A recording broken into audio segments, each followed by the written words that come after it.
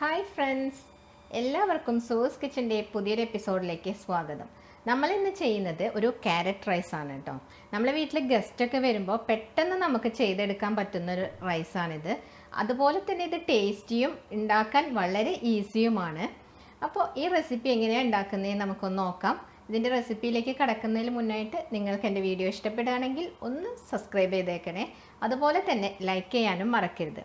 നമുക്ക് നോക്കാം നമ്മളെ ക്യാരറ്റ് റൈസ് എങ്ങനെയാണ് ഉണ്ടാക്കുന്നതെന്ന്. നമുക്കപ്പോൾ ക്യാരറ്റ് റൈസ് ഉണ്ടാക്കാൻ തുടങ്ങാം. അതിന് വേണ്ടി ഞാനിവിടെ ഒരു ക്യാരറ്റ് വലുതാണ് കേട്ടോ ഗ്രേറ്റ് ചെയ്ത് വെച്ചിട്ടുണ്ട്. ഇതാ ഈ വലിപ്പമുള്ള ക്യാരറ്റാണ്. നിങ്ങളുടെ കയ്യിൽ മീഡിയം ടൈപ്പ് ക്യാരറ്റാണ് ഉള്ളതെങ്കിൽ അത് ഒരു 2 എണ്ണം എടുക്കുന്നതായിരിക്കും നല്ലത്. ഓക്കെ, പിന്നെ ഞാനിവിടെ 2 കപ്പ് ബസ്മതി റൈസ് വേവിച്ച് വെച്ചിട്ടുണ്ട് കേട്ടോ. ഇത് നമ്മൾ ഫ്രൈഡ് റൈസിനൊക്കെ വെക്കില്ലേ, ഇതാ ഇങ്ങനെ ഒരുപാടൊന്നും വെന്ത് പോയിട്ടില്ല, ഇങ്ങനെ തമ്മിൽ ഒട്ടാത്ത രീതിയിൽ വേവിച്ച് വെച്ചിട്ടുണ്ട്. പിന്നെ നമുക്കിതിലേക്ക് ആവശ്യമുള്ളത് സവോള, 2 സവോള ഞാൻ ചെറുതായിട്ട്, മീഡിയം ടൈപ്പ് സവോളയാണ് കേട്ടോ, ചെറുതായിട്ട് അരിഞ്ഞെടുത്തിട്ടുണ്ട്. 3 പച്ചമുളക്, പിന്നെ ഡെക്കറേഷൻ ഒരല്പം മല്ലിയില, പിന്നെ ഒരു 4-5 വെളുത്തുള്ളി, ഒരു ചെറിയ കഷ്ണം ഇഞ്ചി. ഇതൊന്ന് നന്നായിട്ട് ചതക്കല്ല, നന്നായിട്ട് തന്നെ പേസ്റ്റാക്കി അരച്ച് തന്നെ എടുക്കണം. അപ്പം ഞാനിതൊന്ന് ഇപ്പം പേസ്റ്റാക്കി എടുക്കട്ടെ കേട്ടോ. ഞാനപ്പോൾ ആ ഇഞ്ചി വെളുത്തുള്ളി അവിടെ നന്നായിട്ട് അരച്ച് വെച്ചിട്ടുണ്ട് കേട്ടോ. ഇപ്പോൾ ഇവിടെ ഒരു പാൻ അടുപ്പിൽ വെച്ച് അതിലേക്ക് ഞാനൊരല്പം കുക്കിംഗ് ഓയിൽ ഒഴിച്ചു കൊടുക്കുകയാണ്. ഏകദേശം ഒരു 1.5 ടേബിൾ സ്പൂണോളം കുക്കിംഗ് ഓയിൽ ഒഴിച്ചു കൊടുക്കുക. അതോടൊപ്പം തന്നെ നമുക്ക് ഒരു 1/2 ടേബിൾ സ്പൂൺ നെയ്യ് കൂടി ഇട്ട് കൊടുക്കുക കേട്ടോ. അപ്പോൾ ഇങ്ങനെ നെയ്യ് ചേർത്ത് കഴിഞ്ഞാൽ ഇതിനൊരു നല്ല ടേസ്റ്റ്, പ്രത്യേക ഒരു ടേസ്റ്റ് ഇതിന് കിട്ടും. അപ്പോൾ അതിന് വേണ്ടിയിട്ടാണ്. അപ്പോൾ ആ ഇട്ട നെയ്യെല്ലാം ഉരുകി വന്നിട്ടുണ്ട്. ഇതിലേക്ക് 1 ടീസ്പൂൺ ജീരകം ഇട്ട് കൊടുക്കുക. ഇത് നല്ല ജീരകമാണ് കേട്ടോ, നമ്മൾ അവിയലിലൊക്കെ അരയ്ക്കുന്ന ജീരകം.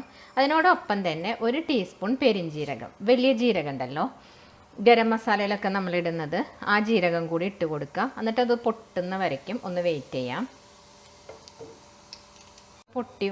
ജീരകം ഒന്ന് പൊട്ടി വന്നിട്ടുണ്ട്. അപ്പോൾ ദാ ഞാൻ ആ സവോള 2 മീഡിയം ടൈപ്പ് സവോള അരിഞ്ഞത് ഇട്ടിട്ട് നമുക്കൊന്ന് നന്നായിട്ട് വഴറ്റി കൊടുക്കാം.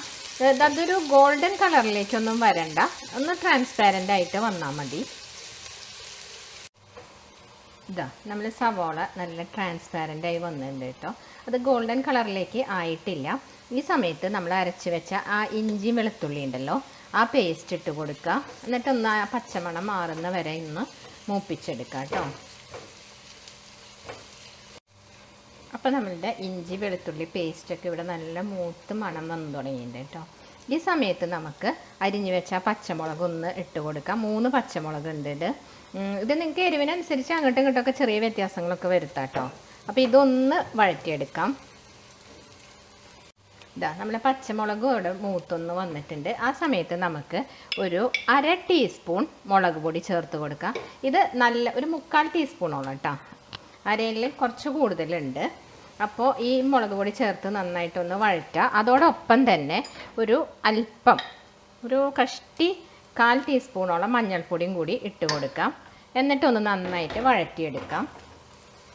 അപ്പോൾ മുളക് പൊടി ഞാനിപ്പം ചേർത്തേക്കുന്നത് നോർമൽ മുളക് പൊടിയാണ് കേട്ടോ.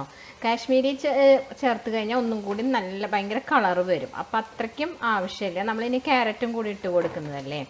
അപ്പോൾ ഞാൻ നോർമൽ മുളക് പൊടിയാണ് ചേർത്ത് കൊടുത്തിട്ടുള്ളത്.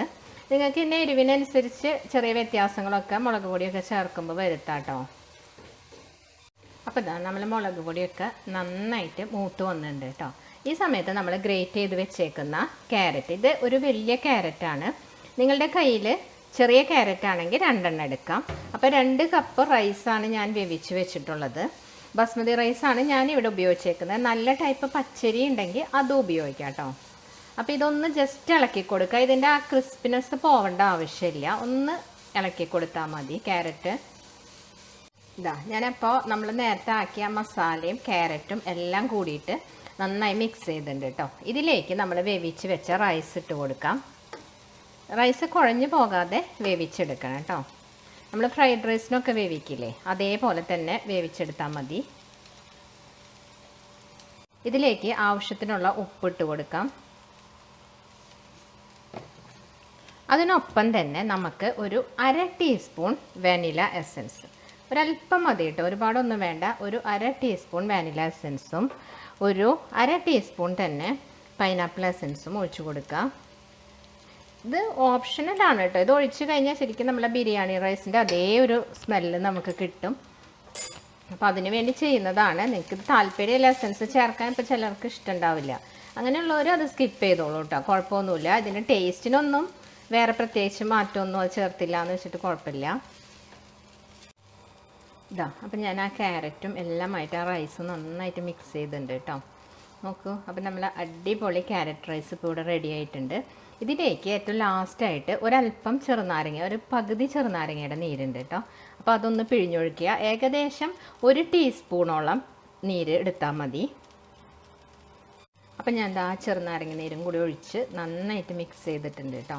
നോക്കൂ, നമ്മളപ്പോൾ അടിപൊളി ക്യാരറ്റ് റൈസ് ഇപ്പോൾ ഇവിടെ റെഡി ആയിട്ടുണ്ട്. നമ്മളെ വീട്ടിൽ പെട്ടെന്ന് ഗസ്റ്റൊക്കെ വരുമ്പോൾ നല്ല ടേസ്റ്റിയും അതുപോലെ തന്നെ കാണാനും നല്ല ഭംഗിയുള്ള ഒരു റൈസ് നമുക്കപ്പോൾ പെട്ടെന്ന് തന്നെ റെഡിയാക്കി എടുക്കാൻ പറ്റും.